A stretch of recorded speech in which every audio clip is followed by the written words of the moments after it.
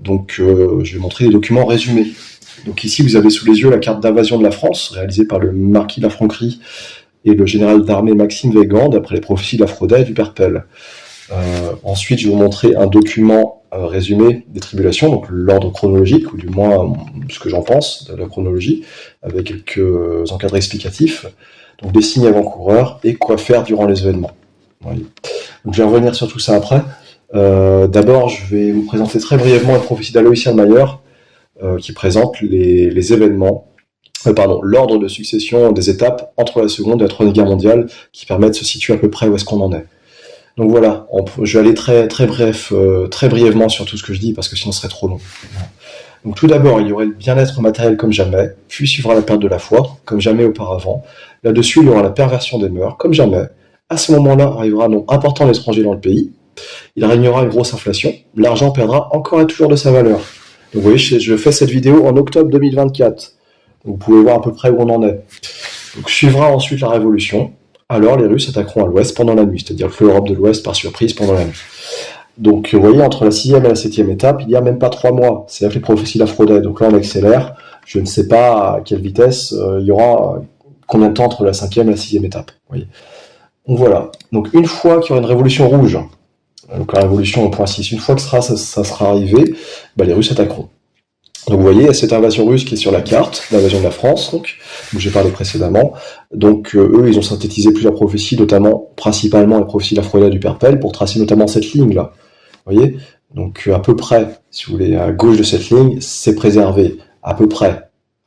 Tout n'est pas parfait non plus, mais c'est mieux qu'à droite, où je crois qu'il y aura une dévastation du fait de la guerre, notamment. Voir les prophéties du Père Pell, bon, ça parle aussi de châtiments surnaturels, ou même d'éléments naturels, qu'elle s'y attend pas, de morceaux de météorites enflammés, etc., et de la guerre, etc., etc. Bon, faut mieux être à l'ouest qu'à l'est. Et en tout cas, à l'est, si vous voulez, même là, il y aura des zones protégées, donc c'est-à-dire notamment, vous voyez, toutes les zones bleues, là, ça peut être des zones d'apparition mariale ou des zones que la Providence aura décidé de préserver, mais de manière générale, il faut mieux être à l'ouest, en Bretagne, ça sera le coin où il faut mieux être. Normandie aussi, c'est protégé, Vendée aussi, mais l'ouest, beaucoup plus la Bretagne, un peu loin des côtes, CF, le Père Pell. Voilà. Donc les côtes s'effondreront en partie, je crois, si je cite le Père Pell. Ensuite, voilà, on aurait moyen d'aller en détail dans tout ça. Honnêtement, je vais être assez bref. Je vais vous montrer un lien pour cette carte et sur le document résumé que je vais vous présenter là tout de suite. Voilà, vous verrez ça de l'autre côté. Donc, je vous dis juste que l'invasion russe arrive après la Révolution rouge, j'ai parlé tout à l'heure. Donc, eux, ils envahissent Aloïsien de Mayer, détaille comment. Il y a une colonne de chars qui arrive par là, qui arrive à peu près jusque là. Ça, c'est les réfugiés qui viennent a priori d'Italie jusqu'en Bretagne. Voilà. Qui fuiront l'affreuse guerre d'Italie, etc., détaillée dans la Fraudet. Il y aura une invasion musulmane étrangère.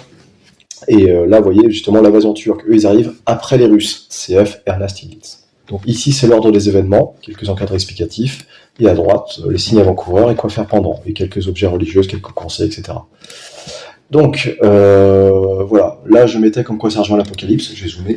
Donc l'église de Sardes. L'époque de tribulation, l'époque purgative, et à droite, l'époque de consolation, Philadelphie dans l'Apocalypse. Sur le camp du événement, j'avais abordé précédemment avec Aloïsien de Mayer, je vous mets juste un encadré des prophéties de la Fraudet. Si vous voulez, à cause de certaines âmes élues, il se peut que ça ait été repoussé, ça ira quand même, mais c'est pas annulable. Voilà, ça dépend pas du jugement des hommes. Alors que le monde se croira en sûreté, je viendrai comme un voleur dans la nuit. Comme l'éclair, je suis là, CF Jésus-Christ. Dans les prophéties de la Fraudet, de Marie-Julie Jahenny. Donc je pourrais faire d'autres prophéties, mais vraiment celle-là, les prophéties de la Fraudet, c'est vraiment la prophétie à laquelle les prophéties auxquelles je me réfère principalement dans les citations pour ce document. Voilà, je vous mettrai un lien, vous pourrez voir ça au calme si vous voulez, là je vous fais une présentation en gros. Donc au début, vous voyez, c'est divisé en 3 époques. En premier, il y a l'étendue de l'émotion de la France, c'est-à-dire ce qui correspond globalement à la mortelle crise révolutionnaire, que je détaille ensuite. La deuxième époque, si vous voulez, c'est l'Église envahie, le commencement de la lutte terrible dans la ville éternelle, c'est-à-dire Rome, c'est-à-dire l'affreuse guerre d'Italie et l'Église envahie, donc l'Italie et tout ça, mais l'Église de manière générale. Mais si vous voulez, ça parle aussi d'une invasion étrangère, notamment. La deuxième époque, c'est détaillé dans les citations, je viendrai après. Ensuite, il y a un moment, vous voyez, ils commenceront à placer un faux monarque avant le vrai, ensuite les 3 jours de ténèbres, etc. Après, c'est l'étape de reconquête. Vous voyez, troisième époque, reconquête de la France par le grand monarque, etc. Pour ceux qui seront encore en vie jusque-là. Donc pour la longueur de la troisième époque, eh ben, c'est pas précisé totalement. On comprend que les tribulations durent à peu près 3 ans et demi. Voilà. Ça serait long à expliquer pourquoi. C'est détaillé dans les prophéties de la Frodel notamment. Certains sont pas forcément de cet avis pile poil, si vous voulez, sur les 3 ans et demi. Je pense pour diverses raisons que ça sera à peu près cette durée. Bon, je vais pas revenir là-dessus. Alors, mortelle crise révolutionnaire, donc en première étape des événements. Donc, je vous dis, allez voir les prophéties de la Frodel, ou ce document résumé si vous voulez, hein, mais vraiment, les prophéties de la Frodel, Marie-Julie Jahenny, c'est l'essentiel, il y a tout à savoir et même trop à connaître sur les événements. Il y a tout ce qu'il faut à savoir dedans. Là, ça sera qu'un résumé que je vous fais. Donc avec... voilà, je suis pas infaillible, hein, ni omniscient. Donc en tout cas, mortelle crise révolutionnaire. Donc les étapes avant, j'en ai parlé un peu avant, et d'ailleurs, ce qui annoncera... Allez. Avant la mortelle crise révolutionnaire, si vous voulez, je vais vous parler un petit peu de signes avant-coureurs qui sont abordés au Verseau. Je vais revenir au Recto juste après. Donc, concernant donc les signes précurseurs, eh ben, nous allons y venir. Les signes sociétaux dans la société. Donc, j'en ai déjà parlé dans le prophétie d'Aloïs Selmayer, mais il n'y a pas que ça. Vous voyez un extrait de sermon de Saint Vincent Ferrier qui annonce un temps de relâchement religieux de catastrophe. Avertissez qu'à cette époque-là, les femmes vêtues comme des hommes se comporteront à leur guise, licencieusement. Les hommes s'habilleront vilement comme des femmes. Vous voyez? Donc sans aller dans les détails, vous pouvez imaginer, hein, situer à peu près où on en est. D'autres nations qui précèdent la France avant sa chute. Donc ça c'est de la Frodel, hein. Mes enfants, avant même peut-être que la première crise de la fille aînée de l'Église ne soit commencée, c'est-à-dire la France. Il y aura des nouvelles douloureuses de ces peuples. Angleterre, Perse, Jérusalem. C'est-à-dire Angleterre, Perse, l'Iran actuel et Jérusalem, Israël actuellement, si vous voulez. Tous seront suivis de grands mots. Vous voyez? Donc là, octobre 2024, ils sont déjà en guerre, à peu près. Jérusalem et l'Iran. Pas encore frontalement, mais ça ne saurait tarder. Hein. Quand il y aura l'Angleterre, la France va suivre. Vous voyez, le Père Nectou dit ça. On sera près de ces catastrophes en France lorsque l'Angleterre commencera à s'ébranler. On le saura à ce signe, comme en seul l'approche de l'été quand le figuier commence à bourgeonner. C'est joliment dit, mais ça reflète une réalité. Vous voyez. Il y aura aussi des avertissements surnaturels, une apparition de la Vierge, de l'enfant Jésus, à Amiens. Vous voyez, faites attention aux fausses apparitions, aux apparitions récentes, etc., à tout ce qui est récent de manière générale, parce qu'il y a le démon qui se cache derrière bien souvent. Par contre, ça, c'est annoncé dans la prophétie de la Frodel, c'est fiable. L'apparition de la Vierge avec l'enfant Jésus à Amiens. Il y aura aussi un signe surnaturel pendant la guerre. Bon, ça à la limite, vous pouvez laisser de côté, c'est important, mais voilà. Il y aura, bon, ça sera déjà durant la Révolution, je vais laisser de côté. Donc, il y aura une aurore boréale qui annoncera les événements, qui me semble en lien avec un signe céleste qui accompagne l'avertissement annoncé la guerre à Bandal. J'y reviendrai tout à l'heure, pardon. Donc ça arrivera quand les églises seront fermées par loi ou par prudence, et quand les Russes auront envahi une partie de l'Europe, pas encore envahi tout, mais une partie du monde libre, par surprise. CF Marie-Loli, qui connaissait la date de l'avertissement, je crois, en rapport avec les apparitions de Garabandal, le nord de l'Espagne. Voilà. Autant les apparitions récentes, c'est pas fiable, autant Garabandal, je pense que si. Oui, je vais pas débattre là-dessus, ça serait trop long. Voilà d'autres signes. Sepp Woody, un paysan allemand qui parle aussi avec de ce qu'on vit actuellement. Hein. Avec la foi qui déclinera, tout sera tordu, personne ne verra clairement, l'élite ne croira en rien, les petits se tromperont dans leur folie. Oui, ça c'est par rapport à la religion. Dans l'église, ils joueront de la musique de danse et le prêtre chantera avec eux. Donc ça, c'est le catholisme dévoyé actuel. Hein. Puis ils danseront, mais dehors, un signe céleste annoncera le début de la grande catastrophe. Peut-être l'aurore boréale. Voilà, donc, je vais pas tout vous lire. Il y aura probablement aussi des séismes, des éruptions volcaniques. Voilà, il y a des signes qui sont donnés quant au climat. Vous verrez ça dans le document si vous voulez. Il y aura une éclipse aussi qui annoncera tout ça. A priori, un voilement de soleil de 4 heures en France, de midi, les jours durs, donc encore dans l'hiver, a priori. Voilà, une éclipse, un gros voilement de soleil qui annoncera tout ça, et des signes, je ne vais pas tout vous lire, un an qui annonce les jours de ténèbres. Un an avant les jours de ténèbres, il y aura il y aura ces signes dans la nature. Donc vous verrez ça sur le document en question en lien, ou vous faites pause sur la vidéo si vous voulez. Voilà. Vous voulez en savoir plus ? Vous voulez percer les secrets des mégalithes, des églises, des temples, les secrets de la franc-maçonnerie, la vraie, pas la luciférienne. Vous voulez savoir pourquoi ici, dans notre éco-village, il y a un choix qui a été fait avec des habitats en fer, quelles sont les conséquences et pourquoi ils ont été mis à la terre. Parce qu'en réalité, quand on construit sa maison, il est une chose dont on doit se préoccuper, c'est le rapport au ciel et le rapport à la terre.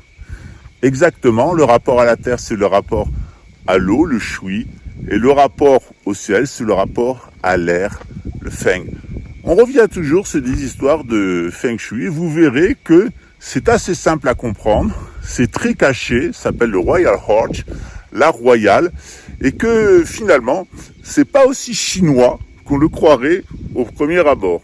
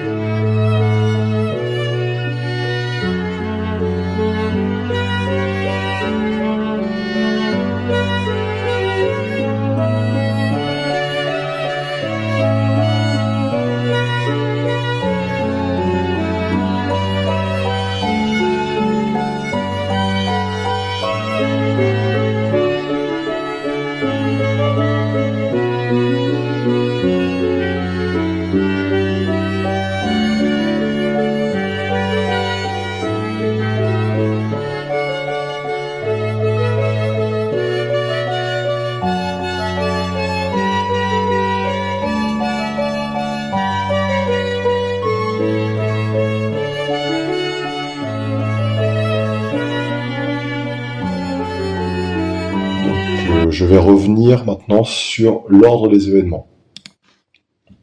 Voilà, le recto. du document. Donc voilà, première époque, première crise, la mortelle crise révolutionnaire. Donc il y aura peut-être eu avant tout ça une période où ça sera très dur de se nourrir du fait des prix de l'alimentation, que ça aura atteint des prix impossibles, même les pères de famille galéreront à nourrir leurs enfants. Donc faites des stocks alimentaires. Voilà. Les forces de l'ordre seront réduites. Les militaires seront envoyés hors de France. Ça sera même pas fait en 9 jours. CF Prophétie Lafrodès, ça ira très vite. Pour les militaires hors de France, je veux dire. Hein. Donc ils seront envoyés à l'Est et dans les terres arabes. Donc, je ne saurais pas. Ils seront désolés, ils ne pourront pas revenir. Il n'y aura même pas de chemin retour prévu pour les militaires, si vous voulez. Donc la liberté sera surveillée, il y aura une loi infernale, tout ça c'est dit dans les prophéties de la Frodais. Allez voir le livre honnêtement. Là je vous fais un gros résumé, mais en fait tout ça, loi infernale, tout ça c'est détaillé, c'est dans le chapitre sous le soleil de Satan, si je ne dis pas de bêtises. Vous voyez. J'espère que cette période sera courte. Moi, à mon avis, c'est un peu avant ou pendant la crise révolutionnaire, ça se chevauche.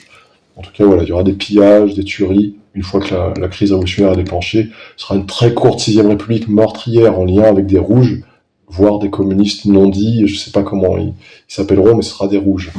Voilà, tout ça c'est détaillé dans les prophéties de la Frodais. Et c'est en lien avec la Révolution, même française, hein.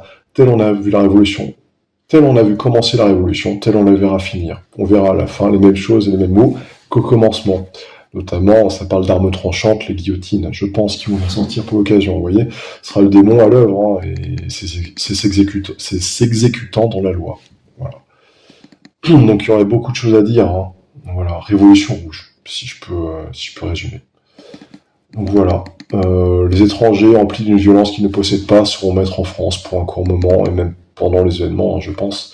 En Bretagne, ça tiendra bon, mais ailleurs sera l'anarchie. Hein. Donc il y aura des pillages, des tueries, des scènes, je ne vais pas détailler ici, mais voilà. Tout ça est détaillé dans les prophéties de la Frodais. Donc de meurtres, etc., etc. Il ne restera pas grand monde, hein. Il va y avoir beaucoup de morts. Il y aura des pandémies aussi, etc., etc. C'est un peu long à détailler. C'est détaillé, j'en parlerai après, mais vraiment, allez voir la prophétie de la Frodais, allez lire tout ça si vous voulez. Donc il y aura la famine, voilà. Ce que vous avez à la poignée, vous l'aurez à la pincée. Donc je pourrais détailler. Dites-vous juste que ce sera la famine et qu'il y aura une grosse révolution, que ce sera la mort, etc., etc. Au début des événements, un peu avant, il y aura l'avertissement de Garabandal. Je suis obligé d'en parler parce que je pense sincèrement que ça arrivera. Si l'avertissement arrive à l'heure, il y aura un grand miracle moins d'un an après. Et sachez qu'il arrivera l'avertissement. Tout le monde verra son âme comme Dieu la voit. Donc ce sera un encouragement pour les bons et ce sera quand même douloureux. Hein. On verra nos péchés, etc. Il y aura quand même un encouragement pour les bons, ce sera une cause d'élévation supplémentaire, mais bon, ça sera pas facile à vivre. Il arrivera au plus fort la tourmente, donc peut-être durant un début de révolution ou pendant la révolution. Il surviendra pour rectifier la conscience du monde, etc., etc. Il y aura un caractère surnaturel, le temps s'arrêtera pendant un moment, si vous voulez, a priori, de ce que j'en comprends. Donc moins d'un an après, il y aura le grand miracle. Donc voilà, tout est dit là. Donc les pécheurs se convertiront, les malades présents seront guéris, ce sera un grand miracle comme il n'y en aura pas eu jusqu'à présent ou qu'il n'y en aura pas jusqu'à la fin des temps peut-être. Il y a des détails qui sont donnés, je ne vais pas vous lire tout ça ici, vous ferez pause sur la vidéo ou vous irez voir ça après par vous-même. Il y aurait trop à dire. Voilà. Il y a des sources d'informations que je vous donne là, vous irez voir là-dessus si vous voulez. J'en viens aux événements en eux-mêmes. Donc ensuite, il arrivera une invasion étrangère, donc a priori moins de 3 mois après. Donc entre la première crise et la seconde, il y a moins de 3 mois. La deuxième crise mettra le comble à toute chose, et du peuple n'échappera que celui qui aura trouvé un refuge obscur. En gros, quand les Russes débarquent, ça sera violent. Donc il y aura les Turcs, ensuite il y aura les Russes, puis les Turcs, et entre les deux, Paris sera rasé, il y aura même eu très probablement l'usage du nucléaire, et que dire. Voilà, il réchappera de Paris, même pas une centaine de personnes, vous voyez. Donc il faut fuir Paris, si possible avant, durant les événements, mais sinon vous n'avez même pas 1 ou 2 jours une fois que c'est déclaré pour fuir Paris. Je vais pas en dire trop pour pas paniquer les gens et tout, mais faut pas rester à Paris, quoi. Prévoyez, si possible, d'aller en campagne, en Bretagne, loin des villes. Voilà. Dans l'idéal. Après, vous ferez selon ce que la Providence aura prévu, ou voilà. Donc il y aurait trop à dire, il faudra se fier à la Providence. Voilà, il y aura beaucoup de morts, des bons aussi dans le lot, mais tout n'est pas foutu, et notamment en Bretagne, vous améliorez vos chances de survie. Voilà, alors, un faux roi avant le vrai, donc ça c'est la seconde époque, vous voyez, j'insiste là-dessus, ils montreront un faux roi avant le vrai, qui aura les odeurs de l'officiel, Mais ça sera pas lui que la Providence veut, ce sera pas lui que Dieu veut, ce sera un Orléans. Et ça, le ciel n'en veut pas. Donc il régnera quand même par permission divine, hein, mais ça sera un orgueilleux, et faudra pas le suivre. Lui, il sera déposé à l'est, dans l'Alsace et la Lorraine. Le vrai grand monarque, lui, il sera plutôt soutenu par la Bretagne, de ce qu'on peut comprendre. On ne se figure pas actuellement, hein, mais en tout cas, le vrai grand monarque, si vous voulez, il fera même, enfin, le faux qui sera installé avant, un Orléans, c'est taillé ici, hein, un Orléans, un nom odieux à la France rappelé sur le trône, un d'Orléans sera roi. Il est question d'événements non encore arrivés, hein, qui est appelé le grand courrier dans les prophéties d'Aphrodite. Il fera la guerre, lui et ses partisans, au vrai grand monarque. Donc voilà, il n'y a pas que des bons chez les royalistes, ou du moins aux gens qui se réclameront tout ça plus tard, quand ça sera redevenu à la mode, hein, après la Révolution rouge. Alors, donc à un moment, limite le reste, vous pouvez oublier tout ce que je vous ai dit. Ça c'est très important, c'est les 3 jours de ténèbres. Il y a limite que ça à savoir durant les événements, le reste. C'est bien beau la chronologie, mais voilà, les 3 jours de ténèbres, si vous voulez, ça, savoir qu'il y aura un jour, puis 2, puis 3, voilà, j'ai détaillé ça au verso. Il y a un jour qui annonce les jours de ténèbres, puis un deuxième pour que les gens soient prévenus, puis ensuite pendant les 3 jours de ténèbres, il y aura les démons, si vous voulez, qui vont faire le ravage sur Terre, et les 3/4 des gens encore en vie mourront à cette époque. Et ça, c'est pas des choses qu'on se figure à vue humaine, hein. Donc, la normalité, telle qu'on la conçoit, aura bien évolué, et le surnaturel aura pris le relais, au moins pour cet événement-là. Au moins pour ça, mais pas que. Donc voilà, je vais vous lire un peu. Il y aura 3 jours de ténèbres physiques. Pendant 3 nuits et 2 jours, il y aura une nuit continuelle. Les cierges de cire bénis pourront seuls donner de la lumière en cette horrible obscurité. Un seul suffira pour les 3 jours, mais dans les maisons des impies, ils ne donneront aucune clarté. Pendant ces 3 jours de ténèbres, les démons apparaîtront sous les formes les plus hideuses. Vous entendrez dans l'air les blasphèmes les plus horribles. Les éclairs pénétreront dans vos maisons, mais n'y éteindront pas les cierges, ni le vent des tempêtes ne pourront les éteindre. Il faut que toute la terre soit châtiée, etc., etc. Bon, ça, je vous passe un peu tout ça. En gros, il ne faudra pas regarder dehors, CF Anna Maria Tagui aussi. En ces jours-là, tous se doivent rester chez eux, réciter le rosaire et implorer la miséricorde divine. Tous les ennemis de l'Église, cachés ou apparents, périront dans les ténèbres, à l'exception de quelques-uns que Dieu convertira bientôt après. Donc voilà, ne pas regarder dehors, réciter le chapelet ou le rosaire et implorer la miséricorde divine, se calfeutrer chez soi, et attendre que ça se passe. Voilà. Donc, voilà. Je pense avoir tout détaillé. Je reviendrai dessus après. Donc, je reviendrai après sur les événements, le grand monarque, etc. J'ai juste un aparté sur la papauté. Il y aura un schisme dans l'église entre un pape et un antipape. Je vais pas revenir sur tout ça. Il y aura aussi le martyr de pape durant les événements, avant le Saint Pontife. Vous ferez pause sur la vidéo ou vous regarderez ça plus tard si vous voulez. Ensuite, je détaille sur le grand monarque. Vous voyez quelques éléments qui le caractérisent. Vous ferez pause sur la vidéo si je voulais. Ça sera une très sainte personne, voilà, plus grand que Louis IX, voilà, plus grand que Saint Louis. Donc, vous ferez pause si vous voulez sur ses qualités, etc. Je vais pas m'attarder. Je vais aller sur l'essentiel, sur les événements. Donc, le roi sauveur inconnu, le grand monarque, la religieuse de Bélay. Vous voyez, c'est très beau, mais c'est pareil. Vous ferez pause si vous voulez. Voilà, je détaille ensuite. Vous voyez, pareil. Il y aura des signes dans le ciel, la Bretagne, ou ce qui en restera, ou ceux qui auront survécu, etc., qui s'y seront rendus, même par la Providence. Bon, tout ce beau monde-là ira peut-être à la rencontre du grand monarque, ou le soutenir du moins, et je vais détailler, parce que c'est un peu long. Donc, je vous ferai pause si vous voulez, je vais aller à la suite. Donc, vous voyez, le monarque, vous voyez, voilà, troisième époque, la reconquête de la France par le grand monarque, au secours de la chrétienté. Donc il aura sa guerre à mener. Hein. Il y a des gens qui pensent que les 3 jours de ténèbres clôturent les événements. Moi je pense pas, notamment CF Anna Maria Tagui, je pense qu'il restera des ennemis et que le grand monarque leur fera la guerre. Voilà, c'est mon interprétation. Ça vaut ce que ça vaut. Donc voilà, donc il y a des batailles qui sont mentionnées dans la prophétie d'Aphrodite. Donc il y a beaucoup de choses à dire. Hein. Vous voyez, il y a même Jeanne d'Arc qui a des apparitions au moment. C'est quand même sympathique, je trouve. En tout cas. On rentre un peu dans le surnaturel, un peu plus moins démoniaque, un peu plus céleste, on va dire. Voilà, c'est assez joli, je trouve, du moins assez poétique, assez lyrique. Il y a beaucoup de choses à dire. Hein. Il aura déjà sa guerre à mener contre le faux grand couronné qu'on a vu avant, contre l'Orléans, dont Dieu ne veut pas, hein, je précise. Vous voyez, le grand monarque sera un descendant des Capétiens de la vieille Cape, c'est-à-dire donc des Capétiens, a priori un descendant de Louis XVII qui a survécu à son emprisonnement, contrairement à ce que dit l'histoire officiellement. Donc il est issu de la branche d'un rameau coupé. Donc je pense qu'il fait mention de Louis XVI, de Louis XVII, etc., etc. Donc de l'exécution, de décapitation de Louis XVI, etc., etc., et de sa descendance.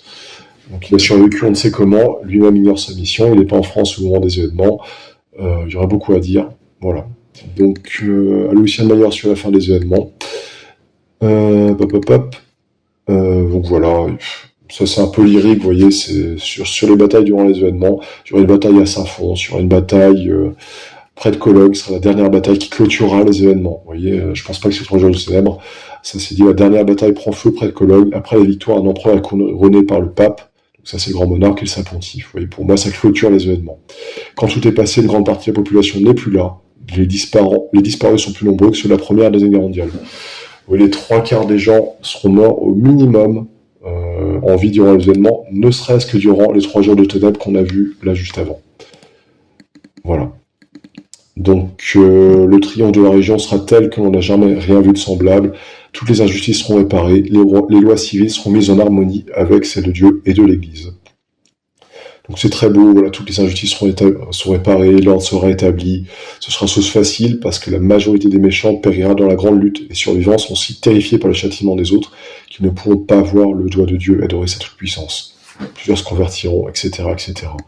Vous voyez, il y a des nations entières qui se reconvertiront, qui viendront à la lutter de la foi. La face de la terre sera renouvelée. Il y a beaucoup de choses à dire. Vous voyez, c'est très joli, mais avant tout ça, je vais revenir sur les événements en eux-mêmes. Qu'est-ce qui se passe pendant? Donc, les signes précurseurs, j'ai déjà évoqué tout ça. Et avant d'aborder quoi faire durant les événements, je vais vous parler brièvement de quelques objets saints recommandés de la prophétie de la Frodais, notamment dans un livret Protection et remèdes pour la période des châtiments, qui détaille tout ça. Donc les objets en question pour être jour de ténèbres, qui sont essentiels à avoir, c'est le cierge béni, les cierges bénis en cire d'abeille. Vous en trouverez dans les chapelles traditionnelles où la messe est dite en latin, qui sont réellement bénis par un prêtre validement ordonné. Voilà. Donc de l'eau bénite, c'est bien aussi. Vous pourrez en trouver des fois, ça vous verrez honnêtement, un crucifix, une image du statut de la Sainte Vierge, bon, c'est quand même bien à voir. Médaille miraculeuse, ça c'est dit. C'est les apparitions de la rue du Bac, si je ne dis pas de bêtises, du 130, enfin, médaille miraculeuse, c'est très connu. Croix du pardon, ça c'est des objets spécifiques au prophétie de la Frodais. C'est bien d'en avoir si vous êtes un peu à fond dans tout ça, et demande quand même de porter ça, la Sainte Vierge. Les scapulaires violets, c'est pareil, c'est du bonus, mais c'est quand même un bon signe. Enfin, c'est bien de l'avoir sur soi durant les événements, si vous devez l'avoir. Donc béni, etc.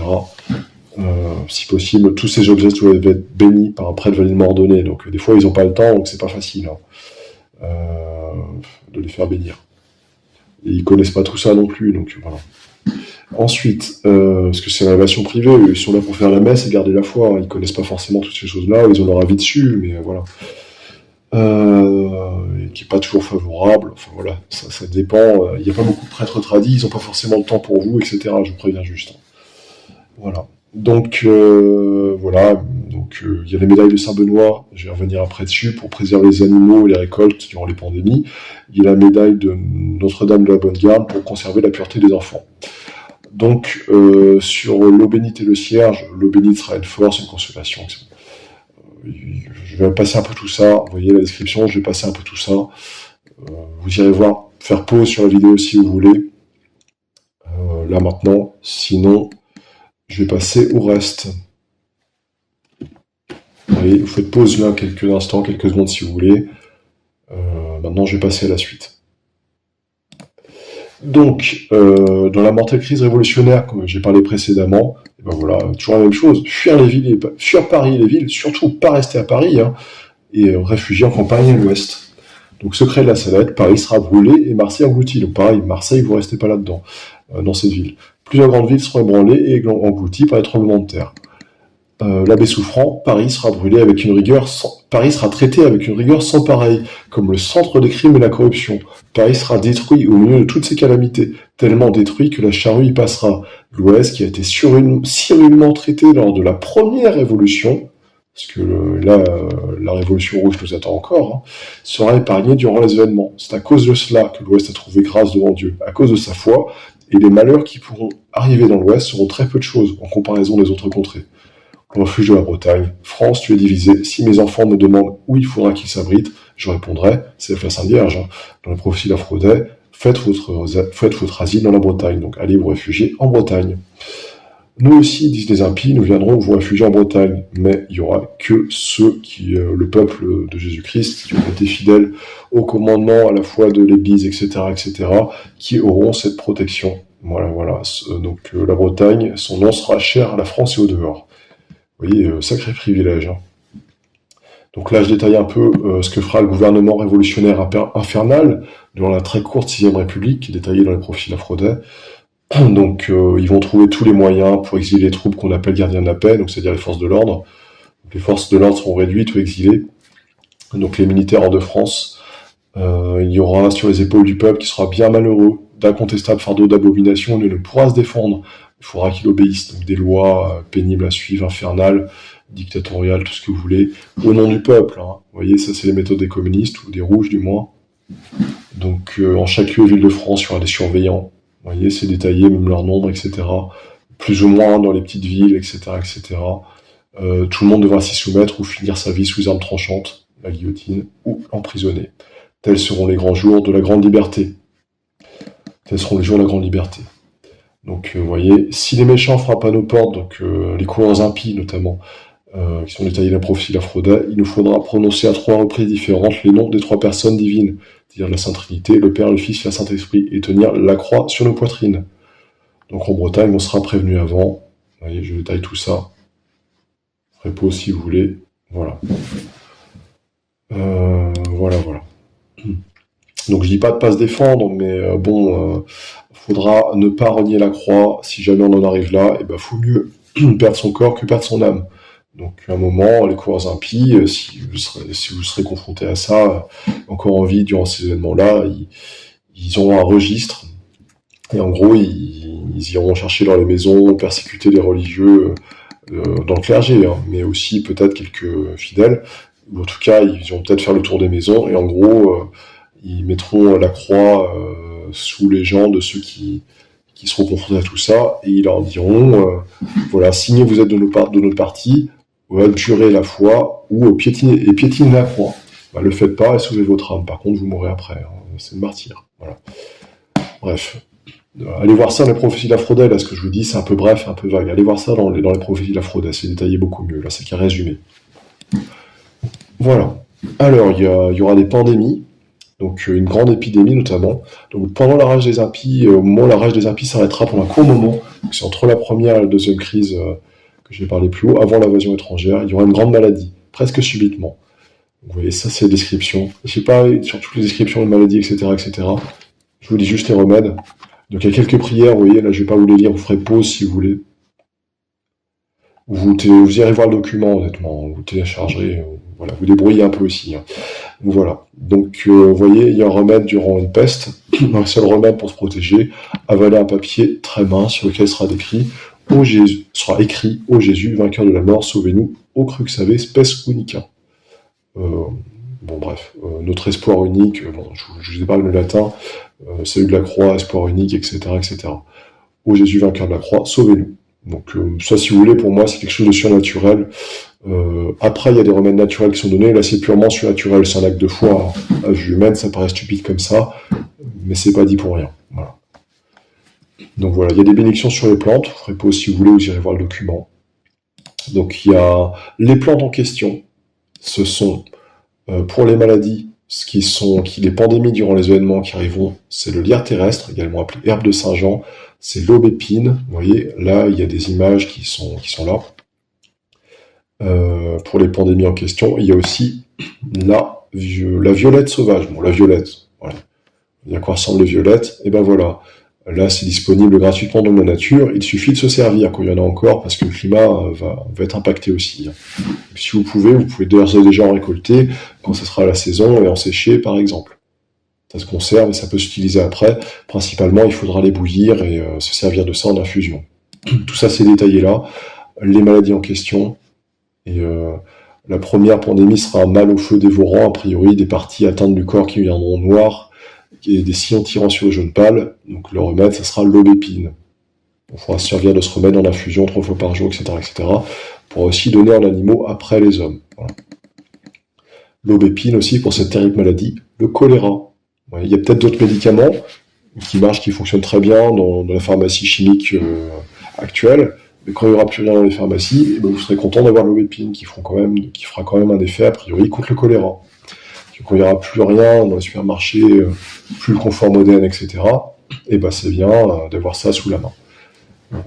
Donc l'herbe de Saint-Jean, le lierre terrestre, donc ça, je ne sais pas si pour la première ou deuxième pandémie, j'aurais dit plutôt en premier, ou en tout cas pour les cruelles souffrances qui seront éprouvées dans l'intérieur de la poitrine, dans des maux violents de tête, le lierre terrestre.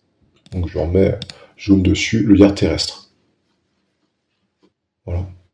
Et l'aubépine, donc c'est les feuilles qui nous intéressent. Voilà. Ensuite, pour les fièvres inconnues, l'arbre violette, par contre, c'est dit trempé dans une goutte d'eau ordinaire, voilà, tout simplement. Voilà. Ensuite, voilà, je détaille un peu, ça c'est des choses, voilà, bénédiction sur les plantes, pour les malades, mourants, etc. Vous ferez pause si vous voulez. Voilà, je vais gagner du temps. Vous allez voir le document. Donc voilà, aussi, il y a beaucoup de choses à dire, les pandémies toucheront aussi les récoltes, vous voyez, pour préserver les récoltes, il y a un remède surnaturel qui est donné, faudra semer en croix dans les champs 5 médailles de Saint-Benoît, ou du moins en croix des médailles de Saint-Benoît dans les champs, en forme de croix, quoi. Un remède surnaturel qui n'a pas de sens à la vue humaine, si vous voulez, mais bon, c'est demandé comme ça dans les prophéties d'Aphrodite, c'est la Sainte Vierge qui parle, vous irez vérifier si vous voulez, voilà, c'est dit, c'est pas pour rien. Donc voilà, pareil, un remède aussi surnaturel qui est donné, une procession respectueuse autour de la statue de Saint-Benoît, voilà, pour préserver de tout ça. Bon, ça demande un acte de foi, vous voyez, et j'imagine qu'en retour, le ciel répond et préserve de la pandémie en question, contre une peste. Vous irez voir tout ça de manière détaillée, soit dans le document, soit dans les profils d'Aphrodite. Donc, voilà, il y a beaucoup de choses à dire. Là, je vais aller sur les jours de ténèbres. Vraiment, c'est un point essentiel. Donc, 1 an avant les jours de ténèbres, peut-être durant les événements, mais 1 an avant les jours de ténèbres, voici ce qui arrivera. Donc, vous voyez, des signes dans la nature. Je ne vais pas tout vous lire. Pareil, vous faites pause, vous allez voir le document par vous-même.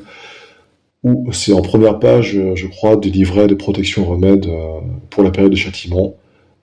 Association Marie-Julie Jaini. Voilà, vous allez voir ça si vous voulez. Voilà. Ou les amis de Marie-Julie Jaini, je ne sais plus comment ça. Bref. Donc, vous voyez, faites pause là, si vous voulez, vous irez voir ça.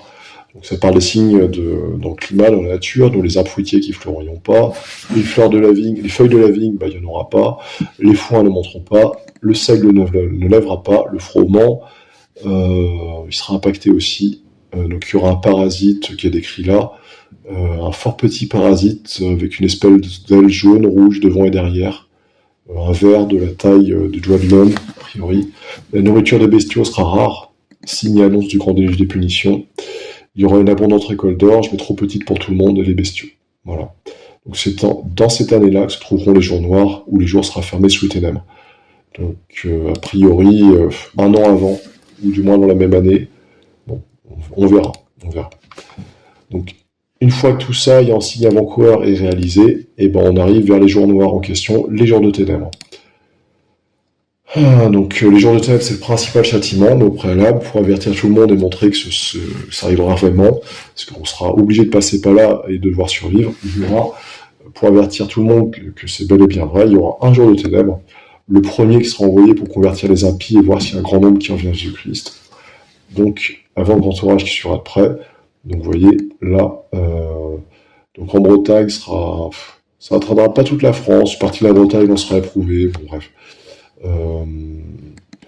Donc voilà, ça sera tel que décrit. Voilà, je ne saurais pas vous en dire plus. Peut-être que c'est le voilement, là aussi, entre midi et 16h qui a été décrit plus haut, je ne sais pas s'il y a un lien. Voilà. Donc en tout cas, il y aura ce premier jour de ténèbres. A priori, ça parle d'effroi le plus terrible. Il est possible quand même qu'il y ait déjà les démons, qu'on entende plus ou moins le cri du péché, tel que détaillé dans la prophétie du Père Pell. Voilà. Je ne vais pas aller plus loin dans les détails, vous irez voir si vous voulez. Ensuite, il y a 2 jours de ténèbres, la même année. Donc voilà, 2 jours de ténèbres. Pendant ces 2 jours, le firmament sera rouge et violet, si bas que la cime des arbres élevés y sera comme perdu. Les arbres, encore vêtus de quelques feuilles, seront brûlés comme si un feu ardent avait été allumé par toute la terre. La sève sera comme arrêtée, ces arbres ne produiront aucun fruit l'année qui suivra. Et donc c'est en lien avec ce que je vous ai dit plus haut avec les signes de la nature. Il tombera de ce firmament une pluie à l'odeur infecte d'un noir effrayant, qui nuira pas à l'aliment des chrétiens, mais bref. Pendant ces 2 jours, déjà, comme pour les 3 jours de ténèbres, il ne faudra pas mettre sa figure à l'ouverture d'une porte. Il y aurait un envoi d'éclairs brûlants qui obscurcirait la pupille de l'œil humain. Ces jours seront supportables encore, malgré l'obscurité. Si le jour est calme, la nuit sera violente. Pendant ces 2 nuits, des cris sortiront, on ne saura d'où. Et l'on entendra des pas de marche. Vous voyez, ça c'est le démon. La nuit, il ne faudra pas éteindre la bougie bénite comme le cierge, mais le jour, on pourra s'en passer. Vous ne serez pas exemple de ces ténèbres, etc., etc. Donc c'est pas celle dont beaucoup d'âmes ont eu la connaissance. Voilà, il n'y a pas que Marie-Julie Jahenny, vous voyez ici, qui en parle.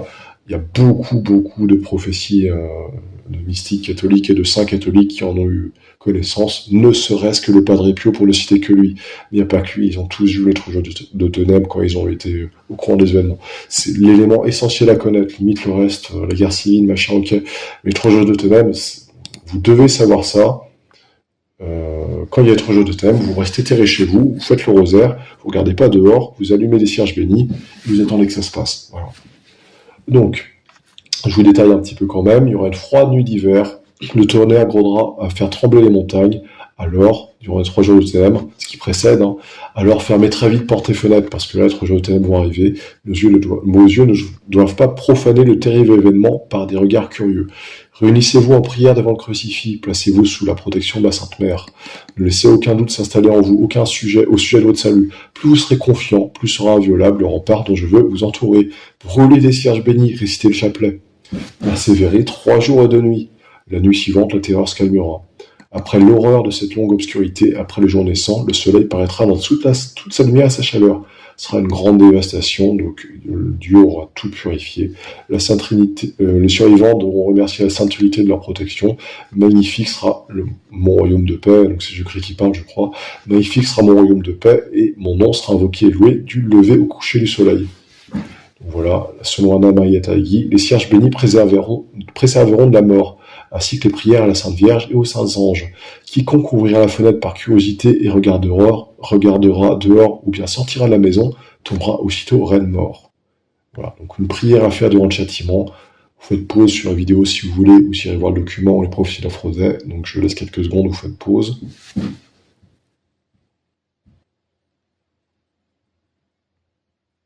Voilà. Donc vous sortirez tant de grâce et tant de force que ce grand déluge passera sur vous comme inaperçu. Donc voilà, donc je vais terminer le document. Donc voilà, il y a plein de choses à dire, là c'est qu'un résumé. Vous voyez, il y a d'autres châtiments surnaturels qui semblent en lien avec les jours de ténèbres. Vous voyez, il était question d'une pluie là. Vous voyez, pluie de sang et de ténèbres. Vous voyez, la pluie de sang, là c'est détaillé. Il restera coagulé sur la terre pendant 7 semaines. Donc, on ne pourra pas sortir pendant ces temps-là, 7 semaines. Voilà, ce sera difficile de sortir tant la terre fera peur. Une brûlaison, la terre qui est brûlée, pour ainsi dire. Une traverse de sang ou la même, voilà. Vous pouvez lire ça si vous voulez, qui parle de 3 jours, etc. Les cris des justes sont effroyables, etc. Vous voyez, c'est pas très joli. Donc c'est quand même les 3 nids d'horreur, les 3 jours de ténèbres. Il faudra rester chez soi, et voilà, je vous l'ai tout dit précédemment. Voilà, je vous lirai ça, tout ça. Donc pour les 3 jours de ténèbres, ou les jours de ténèbres de manière générale, surtout les 3 jours, la chaleur sera terrible. Donc un signe de croix avec l'eau bénite diminuera la chaleur et repoussera les étincelles. Bon. Vous donnerez 5 baisers aux petites croix, le gencier, etc. Des petites croix appliquées sur les images de Jésus-Christ crucifié, sur ces 5 plaies produiront le même effet. Bon, je ne vais pas tout détailler, voilà, vous utiliserez au discernement, tout ça. Donc, de cette protection bénéficieront les âmes, les pauvres pécheurs, etc., en invoquant ma Mère Immaculée, Mère de Salut, abri réconciliatrice des pécheurs. Voilà. Donc, il y a beaucoup de choses à dire. Donc, vous voyez les sources, je vous ai parlé précédemment, tout ça. sur les choses un peu bêtes et méchantes, j'en ai déjà répété tout ça, hein, déjà dit tout ça, allez à l'ouest, en Bretagne, un peu loin des côtes, loin des villes, faites des stocks de nourriture, prévoyez un peu tout ça, aussi les objets bénis, etc. Et comptez sur la providence, voilà. Voilà, voilà. Bon, je vous remercie d'avoir suivi tout ça. Vous irez voir tous les liens si vous voulez, ou le document en question, les prophéties d'Aphrodite. Je vous remercie d'avoir suivi jusque-là. Et bon courage durant les événements, etc., ou jusque-là, que la Providence vous garde, etc.